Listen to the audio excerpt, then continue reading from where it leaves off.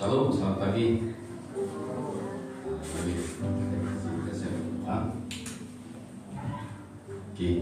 Baik, pagi ini mendung-mendung, suasana pun ceria, dan dalam keadaan seperti ini. Kalau panas pun susah, jadi sedikitlah kan, dia mendung, tidak terlalu panas.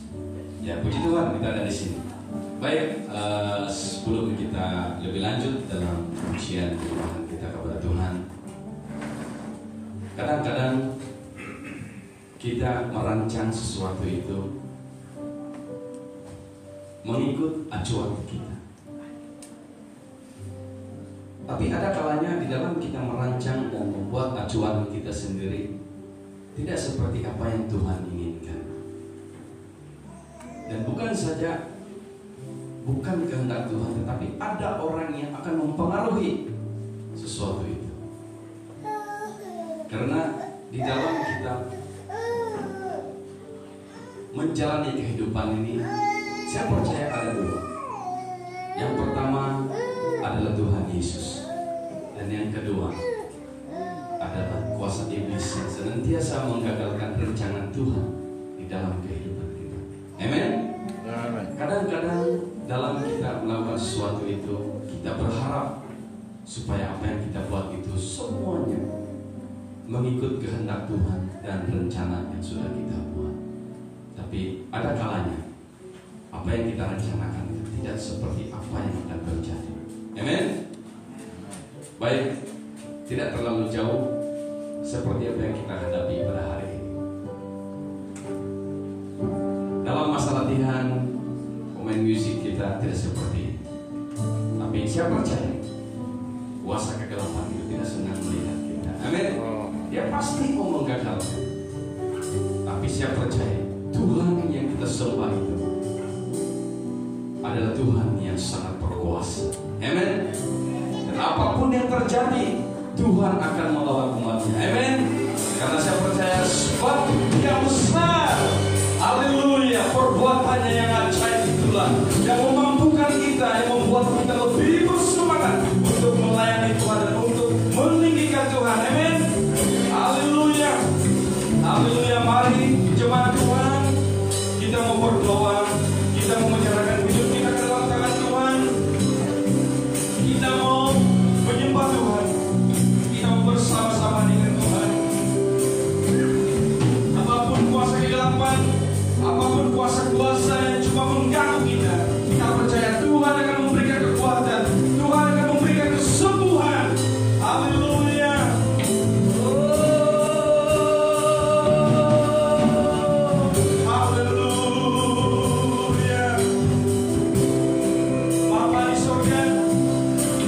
Ini kami ada di sini Tuhan, dengan satu hati, satu tujuan. Kami mau menyembah Kau Tuhan. Haleluya. Haleluya. Sebab Kau besar, perbuatanmu ajaib, tiada seperti Kau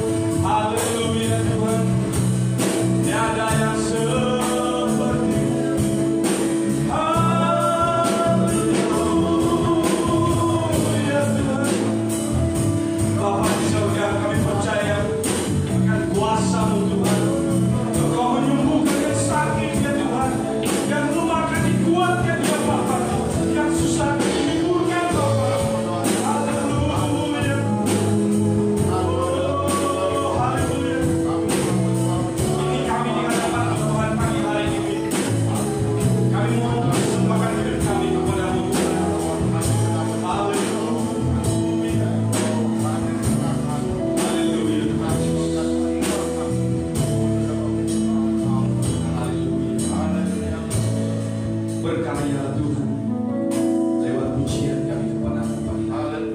Karena kami percaya Tuhan yang berkuasa. Tidak ada kuasa-kuasa lain yang mampu menandingi kuasa Allah. Dan kami hanya izinkan Engkau ya Tuhan. Haleluya, haleluya. Di dalam nama Tuhan Yesus, mari sama-sama katakan amin. Haleluya. Dengan sorak-sorai yang lebih haleluya, haleluya.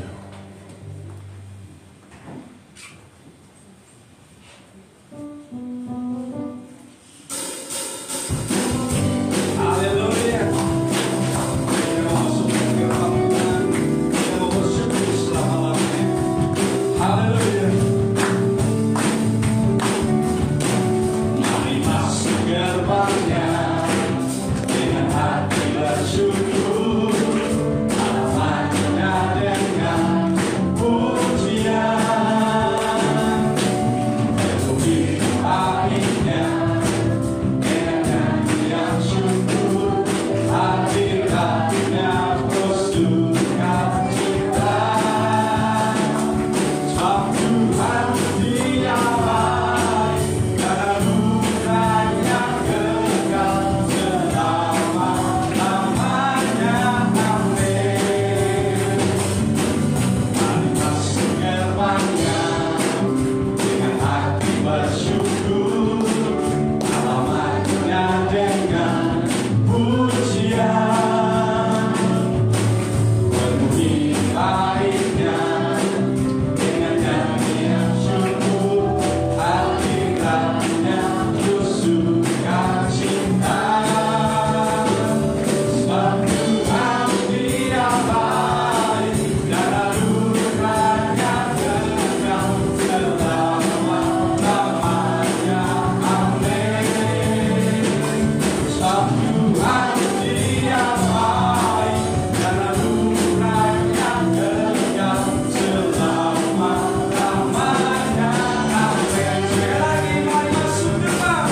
Mari masuk gerbangnya dengan hati bersyukur. Halamannya dengan pujian. Penuhi baiknya dengan nyanyian syukur. Hadiratnya terus sukacita. Sebab Tuhan Dia baik, karena murahnya kekal selama-lamanya. Amin. Sebab Tuhan Dia baik, karena murahnya kekal selama-lamanya. Amin. Selama-lamanya. Amin. Selama-lamanya. Amin. Haleluya. Haleluya. Bertemu dengan saudara dalam kasih Tuhan. Menyanyi pujiannya dengan sukacita. Bertepuk tangan semua, saling mengasihi. Tuhan Yesus ada di sini. Sekali lagi. Bertemu dengan saudara dalam kasih Tuhan.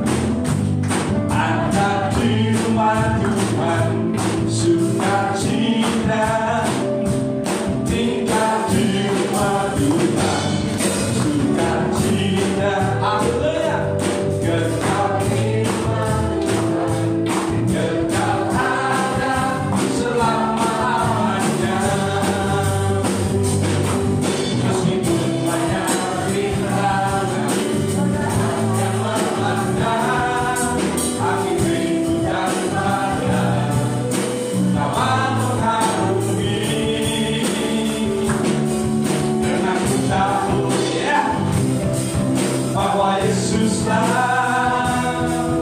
ikut kemenangan selamanya. Haleluya, sukacita ada di rumah Tuhan, sukacita tinggal di rumah Tuhan, sukacita, haleluya, kekal di rumah Tuhan, kekal ada selama-lamanya. Meskipun banyak rintangan, godaan yang melanda, angin ribut dan badai, ku tak mau mengarungi. Karena ku tahu, haleluya, bahwa Yesuslah ikut kemenangan selamanya. Ikut kemenangan selamanya. Ikut kemenangan selamanya. Oh, haleluya, haleluya, haleluya. Benar Tuhan, kami tahu kemenangan ada bersama dengan kami apabila kita tetap dengan Tuhan. Amen.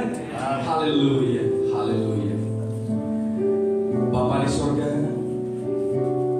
pagi hari ini kami datang kepada-Mu Tuhan. Kami mau menyembah Engkau ya Tuhan. Dan sebentar ya Tuhan, kami mau mendengar Engkau berbicara melalui anak-Mu yang sudah Engkau percayakan pagi hari ini ya Tuhan. Bapa, kami mau mempersiapkan hati kami. Kami mau mempersiapkan jiwa kami ya Tuhan Yesus.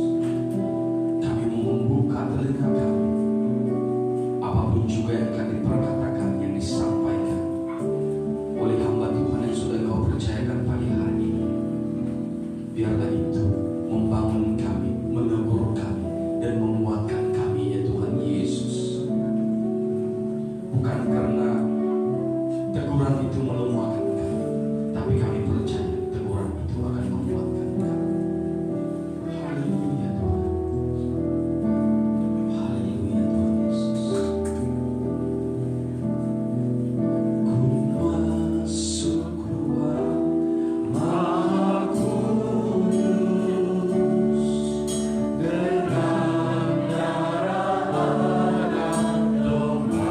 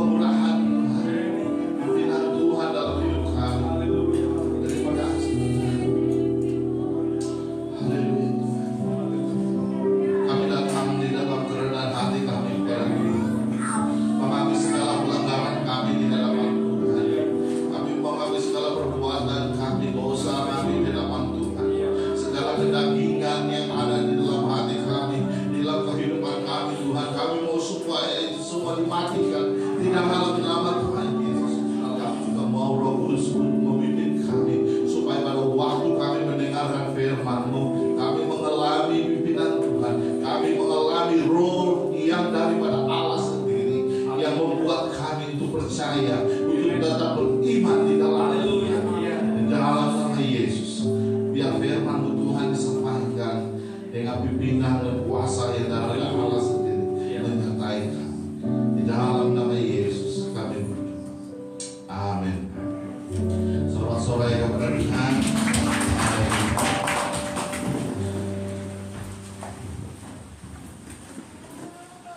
Terima kasih Deacon Jonis dan di pelayanan ibadah kita pagi ini. Shalom semua. Baik, puji Tuhan. Hari ini ada sedikit perubahan dari segi jadwal khotbah kita.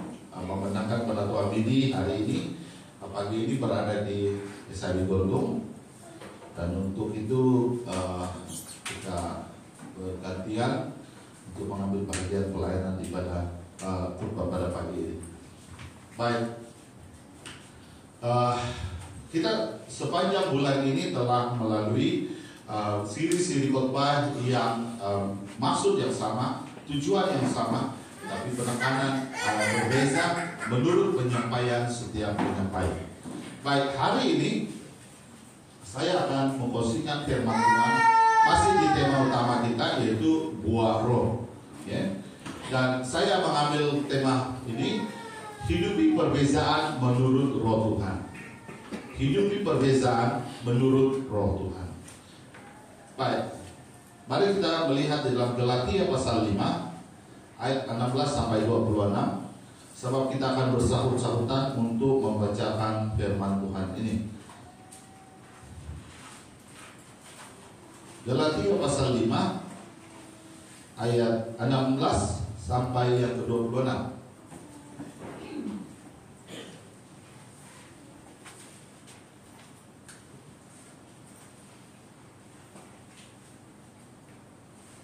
Galatia pasal 5 ayat 16 hingga 26. Kita akan bersahut-sahutan, ya.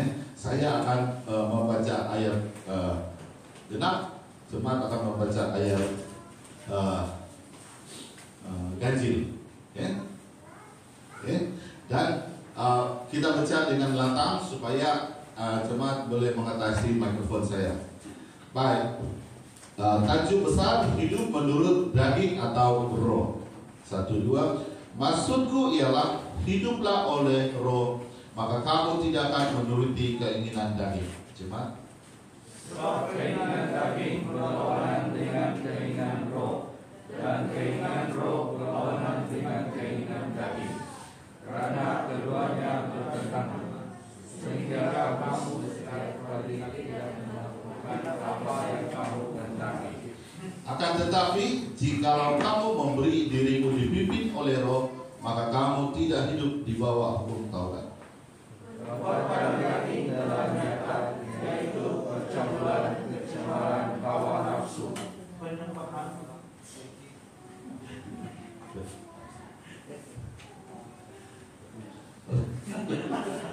penyembahan berhala, sihir, perseteruan, perselisihan, iri hati, amarah, kepentingan diri sendiri, percidraan, roh pemecah, kemudian kemabukan, pesta pora, dan sebagainya. Tetapi semuanya itu mengingatkan kamu, seperti yang telah kubuat kamu dulu, bahwa barang siapa melakukan hal-hal yang demikian, ia tidak akan mendapat bagian dalam kerajaan Allah. Tetapi buah roh ialah kasih, sukacita, damai sejahtera, kesabaran, kemurahan, kebaikan, kesetiaan. Kelembutan, penguasaan diri, tidak ada hukum yang menentang hal-hal itu. Barang siapa menjadi milik Kristus Yesus, ia telah menyalibkan daging dengan segala hawa nafsu dan keinginannya.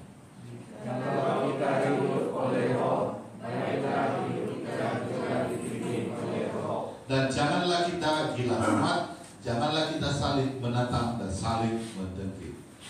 Puji Tuhan untuk pembacaan firman Tuhan. Kiranya pada waktu kita sedang membaca satu persatu, jemaat merasai ataupun mengalami pembacaan itu dan perkataan-perkataan itu memberi penekanan kepada kita. Oke, next. Baik, coba kita lihat kepada slide saja. Firman Tuhan di dalam pasal ini, di dalam ayat 16 sampai ayat 26 adalah berkisar tentang kehidupan yang menurut daging ataupun menurut roh. Nah, surat Paulus kepada jemaat di Galatia ini berbicara tentang bagaimana beberapa orang Yahudi yang coba mengacau orang-orang yang baru terima Tuhan di jemaat di Galatia dengan mereka memberi penekanan tentang mesti mau disunat supaya mereka dapat mematuhi hukum Taurat itu. Tetapi dan juga menerima hukum Taurat Musa sebagai satu syarat yang perlu kenapa diterima dan diselamatkan dan diterima dalam gereja.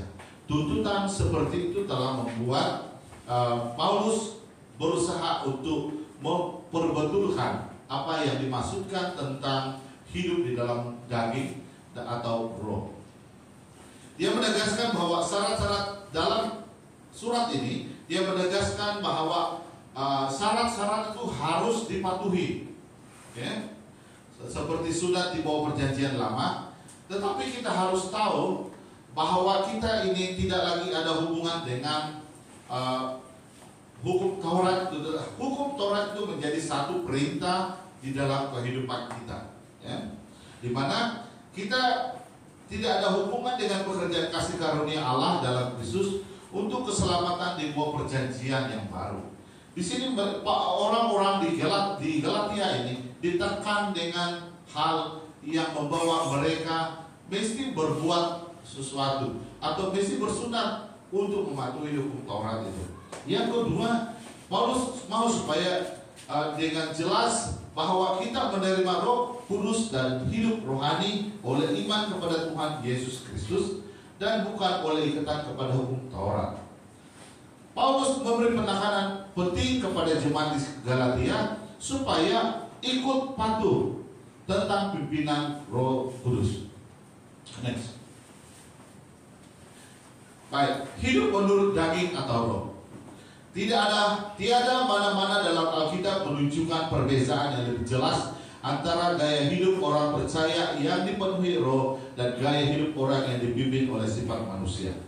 Tiada yang menyebut yang harus dipatuhi, tetapi di dalam Galatia pasal 5 ini dia menunjukkan kepada kita gaya hidup seorang percaya. Gaya hidup seorang percaya. Okay? Paulus bukan saja membincangkan perbedaan gaya hidup umum dengan menekankan bahwa roh dan sifat berdosa adalah bertentangan antara satu sama lain, tetapi dia juga menyinarikan khusus kedua-dua tindakan atau perbuatan berdosa dan buah roh. Jelas di dalam petikan kita baca tadi, Paulus menjelaskan perbedaan. Dia menyampaikan dua perbuatan, dua perkara, yang perbuatan dibuat oleh daging dan perbuatan yang dibuat oleh roh. Next. Ada dua golongan manusia, yang menurut daging dan yang hidup menurut roh. Ya.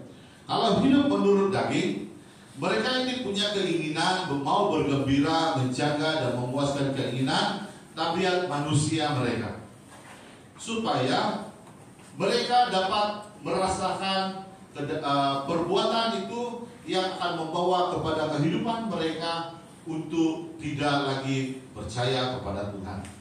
Disebutkan bahwa hal-hal tabiat berdosa seperti maksiat seksual, perzinahan, kebencian, membentingkan diri, kemarahan dan sebagainya itu disebutkan. Juga disebutkan tentang percabulan, pornografi, dana, keseronokan mental dan emosi daripada elegan seksual dalam drama, buku, TV atau pawagam dan seumpamanya. Ini adalah kehidupan yang menurut daging.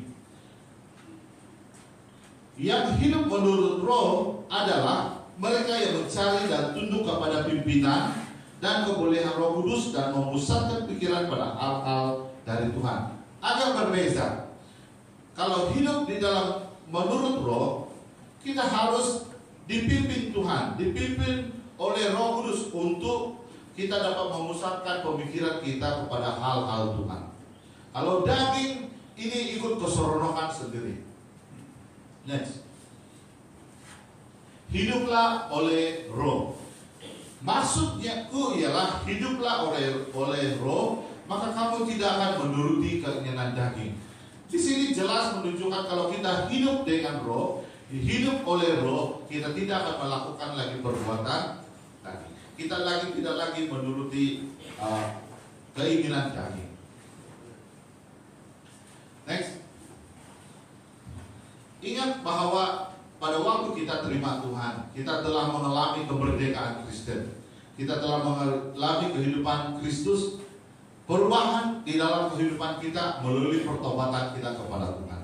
Di dalam Tuhan, Kristus telah memerdekakan kita. Maka kita harus tetap berdiri teguh dan jangan kita mau lagi digunakan untuk perhampaan. Roma 8 ayat 2. Roh yang memberi hidup telah memerdekakan kamu dalam Kristus dari hukum dosa dan hukum maut. Roh itu sendiri telah memerdekakan kita. Di dalam Kristus hanya iman yang bekerja oleh kasih. Kalau tidak ada kasih, pekerjaan itu, maksud kasih itu tidak akan tertanam dalam kehidupan kita. Sebab oleh roh dan karena iman, kita menantikan kebenaran yang kita harapkan. Ini adalah kemerdekaan kita sebagai seorang yang percaya. Kalau kita menuruti kehidupan kita dengan pimpinan Tuhan, pastinya kemerdekaan inilah yang mendasari kita untuk terus beriman di dalam Tuhan. Next. Ada juga peringatan yang memberitahu kita supaya kita harus berhati-hati, baik terutama di dalam persekutuan kita dengan Tuhan, pertemuan kita dengan jemaat semua, pertemuan kita di dalam kelompok sel. Apa yang dikatakan dalam Galatia pasal 5 ayat 9? Sedikit ragi sudah mengkhamirkan seluruh adonan. Ragi ini diumpamakan oleh Alkitab sebagai satu simbol yang meresap ke semua bahagian dan merosakkan kebenaran, keadilan, dan kehidupan rohani. Ragi itu sebenarnya akan merosakkan kita kalau kita tidak memperhatikan dengan baik-baik, mengingat kembali tentang kemerdekaan kita di dalam Kristus, membawa kecemaran di dalam kehidupan kita, sebab kita masih lagi menuruti keinginan daging itu. Ya. Paulus membandingkan ragi dengan proses yang perlahan-lahan. Ragi ini dia prosesnya perlahan-lahan. Dia tidak akan terus begitu saja, tetapi dia akan perlahan-lahan merosakkan kue itu, menjadikan kue itu lebih mengembang. Tujuan ragi ini. Tetapi kita tidak mau ragi yang membuat kita akan lupa bahwa adunan-adunan yang salah, ragi yang memasuki kita itu adalah yang tidak membuat kita tetap kuat di dalam Tuhan, yang memecahkan, yang tidak menyatukan kita.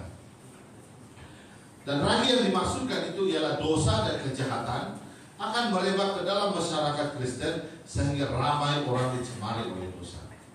Oke, next. Nah, kadang-kadang perselisihan rohani dalam diri kita, dalam diri orang percaya, melibatkan setiap orang. Ada berlaku perselisihan. Nah, perjuangan kita adalah sama, ada tunduk kepada kecenderungan daging, tunduk kepada kuasa dosa, atau sama ada kita tunduk kepada tuntutan roh dan kekal di bawah kekuasaan Kristus. Itu adalah suatu yang boleh menghalangi kita untuk dapat terus hidup di dalam pimpinan Tuhan. Medan perang adalah dalam diri orang Kristen sendiri. Kita sendiri dalam peperangan itu. Sebab ada kita itu menurut daging atau menurut roh. Dan pertempuran mesti berlangsung sepanjang hayat kita di bumi jika kita ingin memerintah bersama dengan Kristus. Bukan hari ini kita mematikan kehidupan daging itu dan besok tidak sudah. Peperangan sentiasa berlaku. Setiap orang cenderung untuk berbuat dosa. Galatia 5 ayat 18, berilah dirimu dipimpin oleh Roh. Maka itu kita harus melatih diri kita supaya kita dipimpin oleh Roh itu sendiri, oleh Roh Kudus di dalam kehidupan kita. Next. Nah, beberapa petikan yang lain, ya. Mereka yang hidup menurut daging, mereka ini memikirkan hal-hal yang dari daging, ya. Mereka yang hidup menurut Roh, mereka akan memikirkan hal-hal yang dari Roh. Jadi perbedaan pemikiran dari segi kehidupan orang percaya. Karena keinginan daging adalah maut, tetapi keinginan Roh adalah hidup. Keinginan Roh yang hidup itu adalah mematikan perbuatan-perbuatan tubuh dan adanya damai sejahtera. Kita akan mengalami kerukunan, kesejahteraan di dalam persekutuan kita. Hal yang lain, Roh Allah harus ada di dalam setiap kita.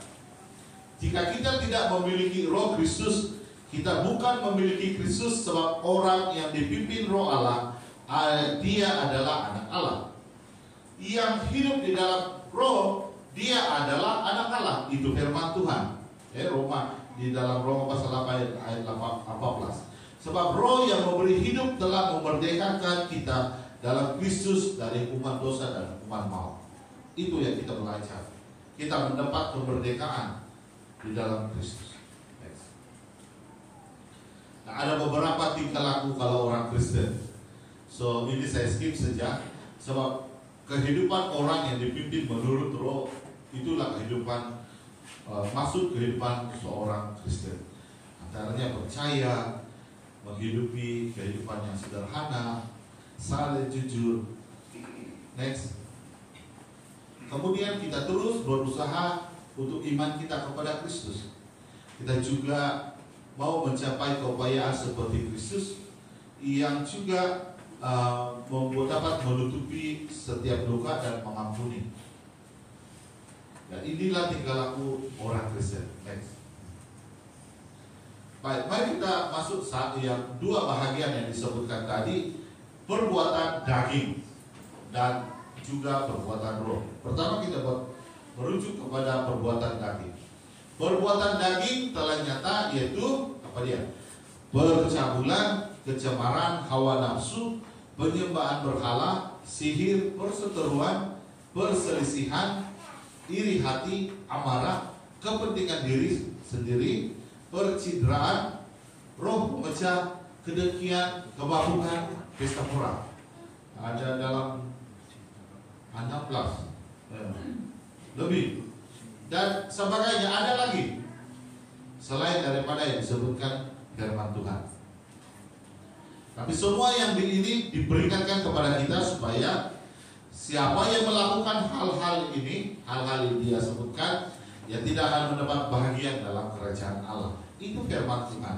Jadi kalau masih ada, ya kita sadar bahwa kita manusia biasa.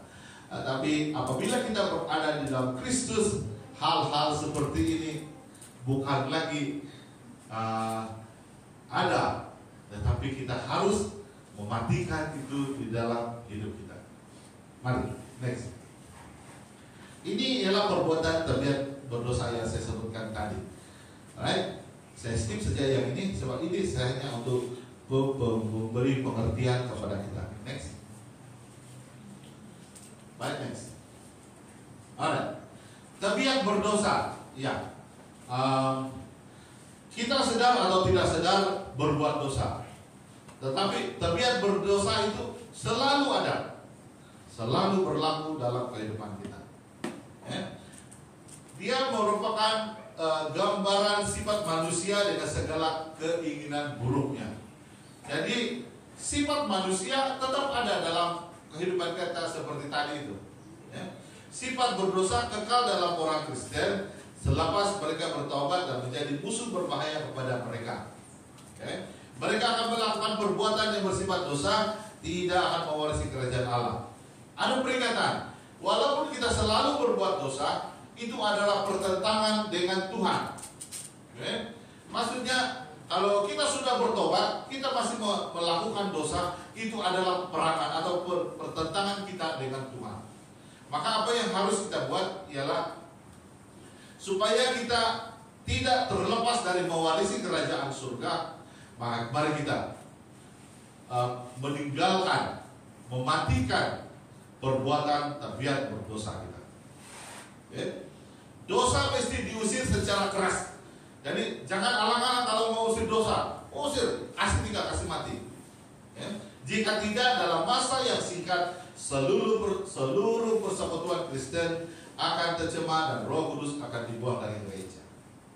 Kalau kita masih lagi ada tabiat-tabiat berdosa itu, tabiat-tabiat berdosa yang saya sebutkan ialah merujuk kepada perkara-perkara yang saya sebutkan di percabulan, pesta-pora, pembukaan dan sebagainya. Itu akan mencemarkan kehidupan percaya kita kepada Tuhan, yang akhirnya kehadiran atau Roh Kudus yang ada dalam hati kita itu akan pergi, terbuang. Maksudnya kehidupan menurut daging lebih kuat daripada menurut roh. Oleh itu sifat berdosa ini mesti dilawan dan dimatikan dalam peperangan yang berterusan oleh orang percaya melalui kuasa Roh Kudus. Nah, oleh Roh Kudus juga kita akan melawan setiap tabiat, setiap dosa ini, setiap perkara yang disebutkan itu. Kita mesti lawan, kita mesti mau matikan dia. Tidak boleh dibiarkan. Kalau tidak dia akan merusakkan. Semua orang yang dipimpin Roh Allah adalah anak Allah. Semua yang dipimpin Roh Allah. Adakah kita dipimpin Roh Allah? Pertanyaannya, adakah kita dipimpin Roh Allah? Kalau kita dipimpin Roh Allah, maka kita adalah anak Allah. Roh Kudus berdiam di dalam anak Allah supaya memimpinnya agar berpikir, berbicara, dan bertindak sesuai dengan firman Tuhan. Apapun keputusan, tindakan dalam kehidupan kita, kalau kita dipimpin Allah, dipimpin Roh Kudus, walhal berpikir, berbicara, dan tindakan itu pastinya berlandaskan kepada firman Tuhan. Itu tabiat, itu sikap seorang yang percaya Tuhan, seorang Kristen. Banyak orang Kristen yang mengaku dirinya Kristen tetapi tidak mematikan perbuatan-perbuatan tadi. Jadi tabiat berdosa itu harus kita matikan. Next. Sebab barang siapa menabur dalam dagingnya, ia akan menuai kebiasaan dari dagingnya. Tetapi barang siapa menabur dalam roh, ia akan menuai hidup yang kekal dari roh itu. Jadi apa yang kita tabur dalam daging, kita akan menuai kebinasaan. Dan opposite-nya, dan sebaliknya. Kalau kita tabur roh pula, kita akan menuai hidup yang kekal di dalam roh. Sebab telah dijanjikan. Paulus berkata, adalah mustahil bagi seorang untuk mewarisi kerajaan Tuhan dengan mematuhi hukum. Dia juga mengajar bahwa adalah mungkin bagi seorang untuk menghalang dirinya daripada memasuki kerajaan Tuhan dengan melakukan perbuatan jahat. Dan kalau ada perbuatan jahat, kata Rasul Paulus, itu tentunya akan menghalang kita berhadapan dengan Tuhan, menghalang kita dengan mewarisi kerajaan Allah. Baik, kita berusaha untuk iman, membuang semua dosa, menjauhkan diri dari segala kejahatan. Kekudusan yang sempurna, membenci kekotoran, meniru apa yang baik, mengalahkan dunia, menghiasi Injil dengan berlimpah-limpah dalam pekerjaan Tuhan, menjauhi kejahatan, mengawal tubuh, menahan amarah, dan hidup damai dengan semua orang. Kita harus mengalami itu semua. Kita harus berusaha itu dengan iman. Kalau kita tidak berusaha dengan iman, maka kita akan gagal. Next. Tadi perbuatan daging, ini perbuatan roh pula. Apa yang dimasukkan dengan perbuatan roh? Buah roh yang disebutkan ialah kasih, sukacita, damai sejahtera, kesabaran, kemurahan, kebaikan, kesetiaan, kelemah lembutan, penguasaan diri. Dan tidak ada hal atau tidak ada hukum yang menentang hal-hal ini. Ini adalah suatu maksud Tuhan. Yang buah itu adalah buah roh yang daripada Allah sendiri. Harus dimiliki oleh seorang percaya. Bukan sekadar seorang Kristen, tapi seorang percaya harus melakukan ini. Nah, periksa diri saya dan jemaat. Adakah saya memiliki dua roh ini? Kasih, sukacita, damai sejahtera, kesabaran, kemurahan, kebaikan, kesetiaan, kelemah lembutan, penguasaan diri. Daripada 9 disebutkan, semua orang pasti memiliki 9 ini. Tetapi sejauh mana kita dikuasai oleh roh itu? Barang siapa menjadi milik Kristus Yesus, ia telah menyalibkan daging dengan segala hawa nafsu dan keinginannya. Jadi untuk mengatasi semua itu, kita harus menyalibkan daging. Next. Perbuatan daging berlawanan dengan perbuatan roh. Sebab yang bertentangan dengan perbuatan berdosa ialah gaya hidup yang sesungguhnya yang dipanggil buah roh. Gaya hidup ini dihasilkan dalam diri setiap anak-anak Tuhan. Karena mereka membenarkan roh, membimbing dan mempengaruhi kehidupan mereka sedemikian rupa sehingga mereka memusnahkan kuasa dosa, terutamanya perbuatan tabiat berdosa, dan hidup dalam persekutuan dengan Tuhan. Mereka yang memiliki gaya hidup ini, mereka adalah yang membenarkan Roh Kudus itu bekerja, membimbing di dalam kehidupan kita. Sewaktu kita datang dalam satu pertemuan, contohnya temu duga. Jadi kita kalau waktu itu kita meminta kepada Tuhan pimpinan Dia, maka pada waktu kita sedang menghadapi temu duga itu, Tuhan memberikan kita input-inputnya. Okay?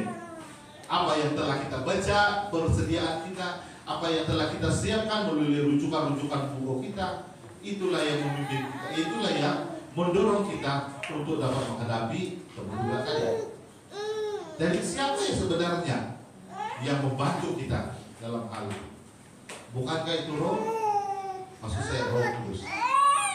Kalau setiap orang yang meminta dirinya dipimpin Roh, maka Roh Kudus akan memimpin dia. Jadi hari ini kita akan meminta Roh Kudus untuk memimpin kita, bukan roh yang lain-lain lagi. Amin. Next. Baik, beberapa petikan firman Tuhan juga. Okay. Memang kita hidup sebagai manusia lama. Kita diangkat atas kemerdekaan di dalam Kristus, kita menjadi manusia yang baru. Segala perbuatan lama kita turut disalibkan supaya kita tidak lagi menjadi hamba kepada dosa. Barang siapa yang menabur dalam daging, ia akan menuai kebinasaan dari dagingnya. Tetapi ingat baik-baik, barang siapa menabur dalam roh, ia akan menuai hidup yang kekal dari roh itu. Dia akan mengalami roh itu sendiri. Dia akan mengalami setiap perbuatan di dalam roh itu. Ingat 9 perkara roh tadi, 9 buah roh tadi. Apa yang tidak mungkin dilakukan oleh hukum Taurat karena tidak berdaya oleh daging, telah dilakukan oleh Allah. Allah, Kristus sendiri telah menyalibkan dirinya, telah disalibkan. Dia telah Tuhan telah mengutus anaknya untuk mengangkat kita bebas daripada perhambaan, bebas daripada hukuman dosa. Itulah kemenangan kita. Jadi kita tidak boleh lagi serupa dengan daging yang dikuasai oleh dosa. Karena kenapa? Dosa itu akan membuat kita mendapatkan hukuman dan juga mendapatkan pertentangan kita, hubungan kita dengan Tuhan. Next. 3 perkara yang boleh saya simpulkan mengenai dengan 9 buah roh tadi. Kasih, kasih, sukacita, dan damai sejahtera. Ini melibatkan hubungan orang Kristen dengan Tuhan. Bagaimana kasih itu membantu kita mengetahui bahwa kita ini telah hidup di dalam kasih setia, kasih yang abadi dengan Tuhan, kasih agape yang Tuhan di dalam kehidupan kita. Kita punya ikatan dengan Tuhan. Bagaimana sukacita itu telah memimpin kita untuk dapat mengalami sendiri, percaya bahwa kehadiran Allah yang memberikan sukacita kepada setiap orang. Bagaimana damai sejahtera itu akan memberikan ketenangan hati kepada kita, bahwa semua baik di antara orang percaya dengan Bapaknya yang di sorga itu adalah satu landasan damai sejahtera kita dengan Tuhan. Bagaimana Tuhan memimpin kehidupan kita, hubungan kita dengan Tuhan. Berikutnya, kesabaran, kemurahan, dan kebaikan. Ini adalah hubungan orang Kristen dengan sesama. Yaitu tadi itu saya dengan Tuhan, sekarang ini hubungan kita sesama. Bagaimana kita harus membentuk kesabaran, bagaimana kita harus membentuk kemurahan itu yang tidak menyakiti orang lain. Bagaimana kebaikan itu terus tertanam dalam hati kita untuk dapat membantu orang lain juga. Next, hubungan yang ketiga di dalam kesetiaan, kelemah lembutan, dan penguasaan diri ialah bagaimana hubungan orang Kristen dengan diri sendiri. Maksudnya kita sebagai orang Kristen dengan diri kita, bagaimana kita harus melakukan kesetiaan itu, bagaimana harus kita memberi tunjuk kepada setiap orang untuk mereka melihat juga kesetiaan yang kita ada. Kelemah lembutan yang tidak akan membuat kita untuk tidak memarah, tetapi kadang-kadang kita marah juga. Tetapi biarlah kelemah lembutan itu menguasai, mengatasi daripada hal-hal yang marah. Yang kesembilan, bagaimana hubungan orang Kristen dengan diri kita ialah tentunya penguasaan diri. Mesti ada penguasaan diri supaya kita tidak jatuh. Kalau yang suami istri mesti kekal dengan istrinya. Cinta itu tetap ada. Menjaga ikrar pernikahan, menjaga kesucian. Itu perlu penguasaan diri. Next. Baik. Barang siapa menjadi milik Kristus Yesus, ia telah menyalibkan daging dengan segala hawa nafsu dan keinginannya. Maksudnya kita telah menyalibkan daging, setiap perbuatan daging dengan segala hawa nafsu dan keinginan kita.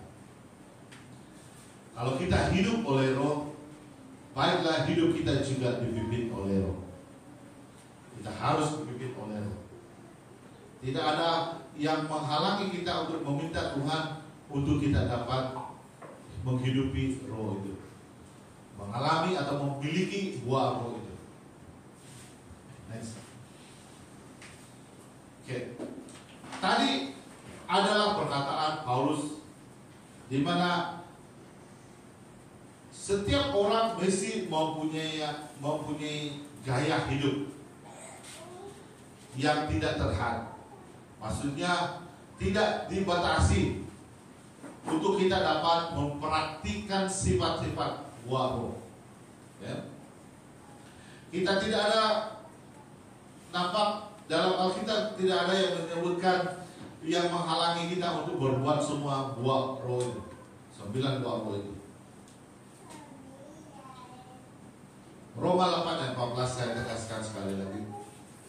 Roh Kudus berdiam di dalam anak Allah. Siapa anak Allah? Saya, jemaat. Supaya memimpinnya agar berpikir, berbicara, dan bertindak sesuai dengan firman Tuhan. Kita harus berbeza kehidupan kita, supaya pada pemikiran kita, kepada perkataan kita, dan juga dalam segala tindakan kita, dalam gereja kita, dalam community kita, sesama keluarga kita, semua adalah hidup sesuai dengan firman Tuhan. Next. Baik, beberapa dorongan-dorongan yang memimpin kita kepada pimpinan Roh Kudus. Roh Kudus memimpin terutama dalam dorongan-dorongan yang berikut. Oke, saya akan baca ini.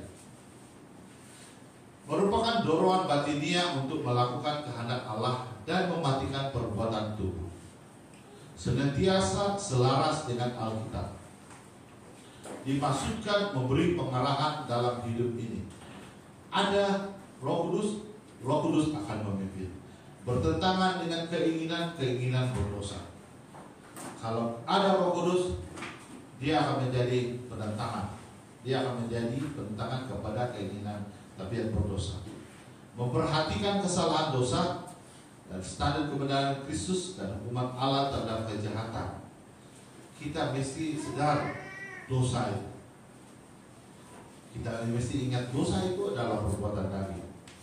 Mendorong orang percaya agar bertekun dalam iman dan mengingatkan mereka mengenai kemurtadan dari iman pribadi dalam Kristus. Ada Roh Kudus dalam hati kita, itulah peranan kita memberitahu jemaat yang lain, memberitahu keluarga kita. Menjadi lebih lemah semakin lama orang percaya melawan untuk menaati dorongan Roh Kudus. Kadang-kadang keadaan ini akan membuat kita pudar, tiba-tiba sadar atau tidak. Tetapi kita harus semakin kuat untuk melawan. Ya? Kita harus menaati dorongan Roh Kudus berbanding dorongan daging. Mengakibatkan kematian rohani apabila ditolak. Jadi pastinya kalau tiada pimpinan Roh Kudus, maka kematian rohani akan berlaku. Menghasilkan kehidupan rohani dan damai apabila ditaati. Roh Kudus ini akan mengangkat kita untuk terus menghidupi kehidupan Kristen yang sebenar. Next. Dan ada juga, yes. Next. Dorongan Roh Kudus datang dengan apa?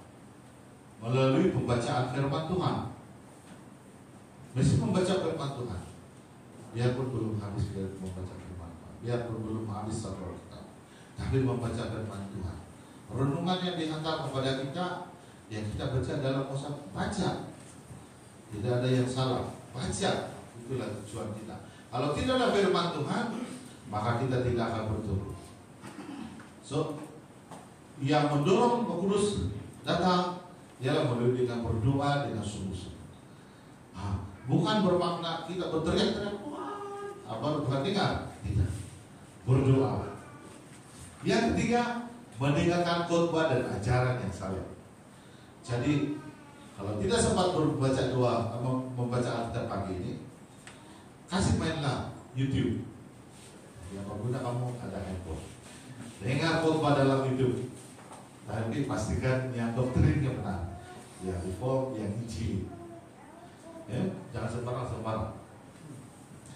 Kemudian menjalankan pernyataan-pernyataan roh. Ini ialah pekerjaan Roh Kudus. Kalau Anda mengalami ekspresi manifestasi pekerjaan Tuhan dalam hidup kita boleh didorong sebenarnya. Sebab walaupun kita tidak konform, selalunya tidak konform atau konform, itu akan membantu kita mendorong. Dan lebih kalau ada hal-hal yang jahat, tentunya membuat kita mesti berhati-hati. Tapi ini adalah membantu kita untuk menjalankan pernyataan-pernyataan roh dalam kehidupan kita. Yang kelima, dorongan Roh Kudus membantu kita memperhatikan nasihat orang tua. Jadi mendengar nasihat orang tua juga. Dan para pemimpin Kristen yang dapat diandalkan, yang boleh membantu kita. Kalau Deacon Adrian mengajak Anda, menegur Anda, dengarlah apa yang diberitahu. Kalau diberi pelayanan, kalau seorang menyuruh kita dan seorang menasihati kita untuk melakukan pelayanan itu, lakukan pelayanan. Nah, itulah dorongan Roh Kudus. 5 perkara. Yang utama ialah membaca firman Tuhan dan berdoa. Next. Semua orang percaya sejak saat menerima Yesus Kristus sebagai Juru Selamat dan Tuhan memiliki Roh Kudus yang berdiam dalam mereka. Ini benar. Sejak kita menerima Kristus, ada sudah Roh Kudus dalam hati kita. Sama ada kita masih menurut daging atau menurut pimpinan roh. Kita harus selidiki itu. Karena dosa telah memasuki aspek jasmania dalam diri kita, tubuh kita harus mati atau diubah. Mesti dimatikan, mesti diubah. Change. Akan tetapi karena Kristus ada di dalam diri kita, kita mengalami hidup roh. Mau mengalami hidup roh? Next. Orang Kristen oleh kasih karunia Tuhan yang diberikan kepada kita mati bersama Kristus yang dibebaskan daripada kuasa dosa. Oleh itu kita tidak perlu dan tidak seharusnya berbuat dosa. Tidak perlu lagi buat dosa, tetapi boleh mendapat kemenangan yang mencukupi dalam Juru Selamat kita Yesus Kristus. Melalui Roh Kudus juga kita tidak boleh berbuat dosa. Walaupun kita tidak pernah mencapai tahap di mana kita bebas daripada godaan dan kemungkinan melakukan dosa. Maksudnya kita tidak bebas, tetapi kita berusaha meminta kepada Tuhan supaya kita sentiasa berhati-hati. Kita mesti harus berlainan dengan orang. Kita mesti memiliki sifat yang berlainan dengan orang lain. Kita seharusnya menjalankan hidup yang suci dan dikuduskan, bukan mengalim-alim lah maksudnya. Kita harus memiliki hidup yang suci, yang dikuduskan, yang boleh dilihat oleh orang. Itu kesaksian dan dipisahkan dari gaya hidup ini, gaya hidup di sekeliling kita, supaya orang melihat kita, oh mereka ini hidup yang roh. Mereka tidak melakukan perbuatan tapi berdosa. Next. Saya tekankan sekali lagi bahwa hidup perbezaan menurut roh Tuhan, hidupi perbezaan menurut roh Tuhan. Kita harus menerapkan buah roh ini. Bersama kita sebutkan 1, 2. Apa yang disebutkan ialah 1, 2. Tetapi buah roh ialah kasih, sukacita, damai sejahtera, kesabaran, kemurahan, kebaikan, kesetiaan, kelemah lembutan, dan perasaan diri. Yang terakhir, kita mesti tampil berbeza. Bagaimana kita harus menghidupi perbezaan itu antara hidup daging dengan hidup roh. Mari kita berdoa.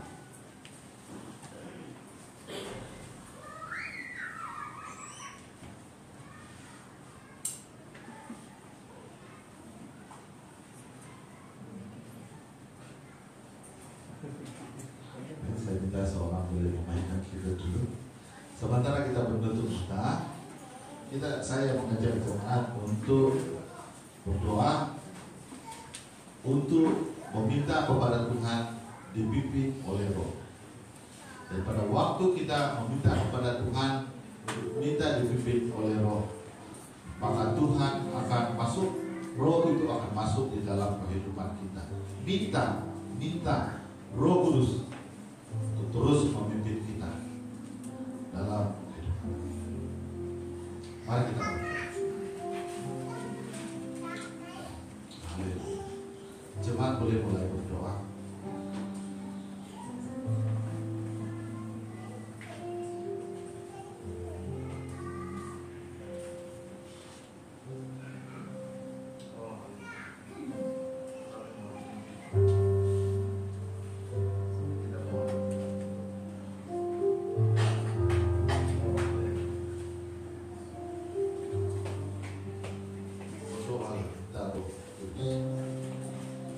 Mintalah pimpinan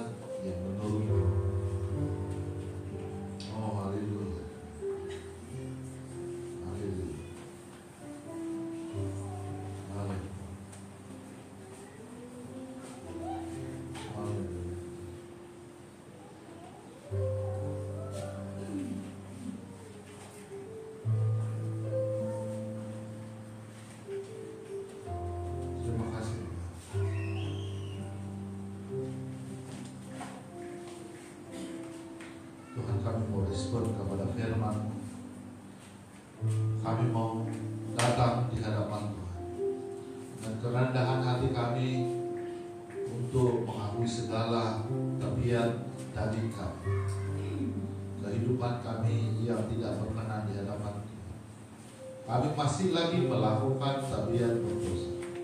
Kami masih lagi mengamalkan perbuatan-perbuatan jahat yang tidak menyenangkan Tuhan, yang membuat kami hidup jauh di hadapan Tuhan, bertentangan dengan kehendak Tuhan, berlawanan dengan kehendak Tuhan di dalam kehidupan kami.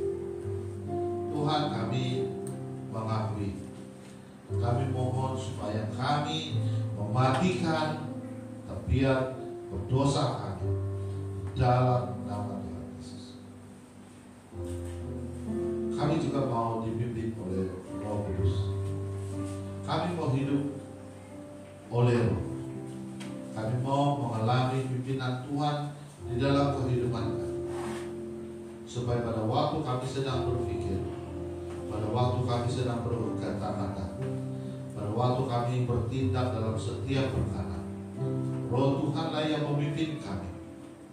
Roh Tuhanlah yang mendahului, supaya kehendak manusia kami mengatasi kehendak manusia kami dimatikan. Kehendak Tuhanlah yang terjadi. Terima kasih Tuhan Yesus. Saya mau berdoa untuk setiap jemaat kami. Pada waktu mereka sedang berdoa, mengakui segala keterbatasan mereka, mengakui segala tabiat dosa mereka, Tuhan mendengar. Tuhan meneguhkan, memimpin dan menyertai mereka. Berhari ini Tuhan, mereka mengambil keputusan untuk menerima, menuruti Roh Kudus yang dipimpin oleh Roh, hidup di dalam Roh, hidup di dalam kehidupan yang berkenan di hadapan Tuhan, melalui hubungan dengan Kristus, melalui pembacaan firman Tuhan, melalui doa. Dan biarlah Tuhan sepanjang kehidupan jemaat kami, mereka mengalami manifestasi pekerjaan Roh Kudus di dalam kehidupan mereka. Setiap keluarga mereka dibangunkan, setiap pribadi mereka dibangunkan, setiap saudara mereka yang lain yang belum percaya Tuhan akan melihat kehidupan seorang yang menurut pimpinan Roh di dalam kehidupan. Kami berdoa Tuhan supaya setiap jemaat tampil berbeza kehidupan mereka, hidup ini berbeza menurut pimpinan Roh Allah di dalam kehidupan mereka. Terpujilah nama Tuhan. Ini doa kami. Kami setia mengakui pimpinan Tuhan dalam kehidupan kami. Biar hari ini dan seterusnya kami terus dipimpin Roh Kudus, terus hidup di dalam hubungan dengan Tuhan, mengangkat segala perbuatan dosa, tabiat itu dimatikan dalam nama Tuhan Yesus. Biar kami terus percaya Tuhan, mengakui kedaulatan Tuhan, kami hidup bersandar di hadapan Tuhan dalam pimpinan Roh yang hidup di dalam Yesus Kristus. Terima kasih Tuhan. Ini doa dalam nama Yesus.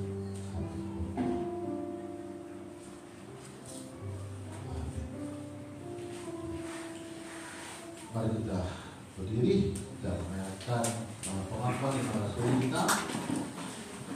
1, 2.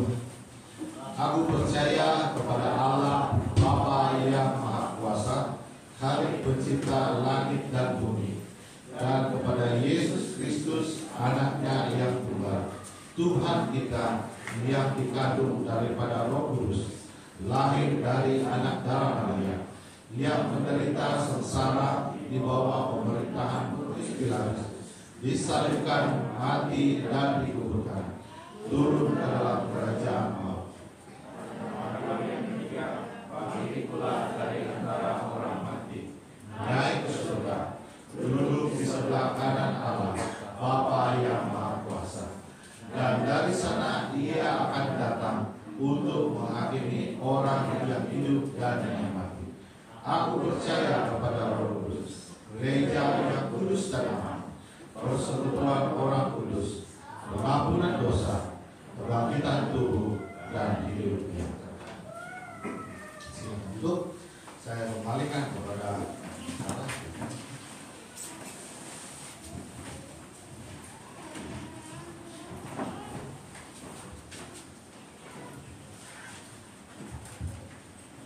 Puji Tuhan, kita bersyukur kepada Tuhan karena kita sudah mendengar firman Tuhan. Dia mengingatkan kepada kita supaya kita merenungkan firman Tuhan, berdoa supaya kita dipimpin Tuhan. Dan saya percaya bila kita dipimpin Tuhan, kita akan memiliki 9 baru. Oke. Sebelum kepada pengumuman,